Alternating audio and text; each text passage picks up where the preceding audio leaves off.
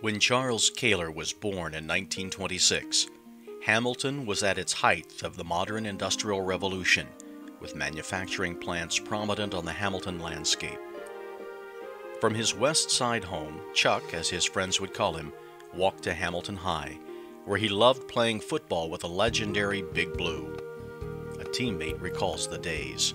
Chuck Koehler and I have been great friends since we were in kindergarten together. We grew up only living a half a block from each other. The older I got, the more I realized how smart Chuck was. He was quiet, but when he spoke, people would listen to him and invariably carry out his suggestions. That's the reason Chuck was on so many boards in the community. He's also on several other Hall of Fames. He's in the Hall of Fame for husbands. He's on the Hall of Fame for fathers, the Hall of Fame for grandfathers, and he's on the Hall of Fame for friends. Mr. Koehler graduated in 1944 and began his college days at Kenyon College in Gambier, Ohio. But World War II postponed his college education, and he served with the United States Navy until 1946. He returned to Kenyon College, earning a degree in economics in 1949.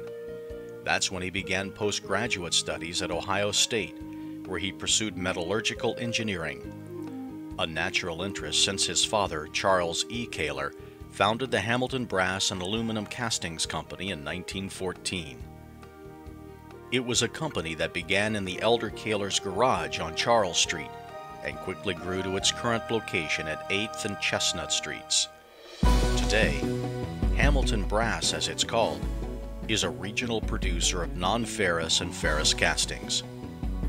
Chuck Koehler began working at the foundry in 1950, the same year he married wife Margaret.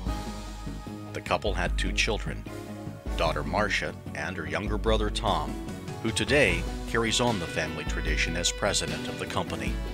Through the 1950s, working at the family business was a good fit.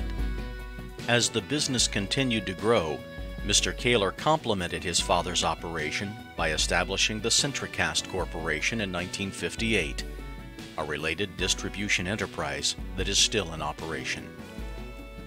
With the passing of his father in 1975, Chuck Koehler stepped into the leadership of the family's business.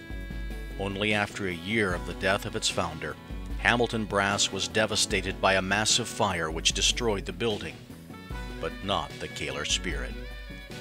Dedicated to the 20 or so employees at the plant and to his customers, he rebuilt the company in just a matter of months.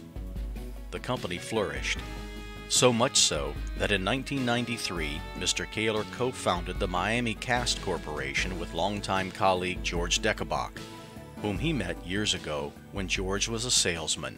I had some limited experience selling equipment and materials to Chuck. It was a casual relationship, but business relationship. An opportunity presented itself to me. I ended up talking with Chuck about this business relationship, or this business situation, because I kind of felt really good about Chuck's abilities, and that if I needed a partner, Chuck would be the partner that could get the job done. Despite his focus on business, Chuck Koehler also took time over the years to serve his community, serving as director of the First Financial Bank, a board member and treasurer of the Hamilton and Fairfield Mercy Hospitals, a board member of Schroeder Manor, and he always had time to honor our youth as trustee and treasurer of the Boys and Girls Club of Greater Hamilton. Tonight, we honor him for his community spirit, his perseverance, and his dedication to the community he loved.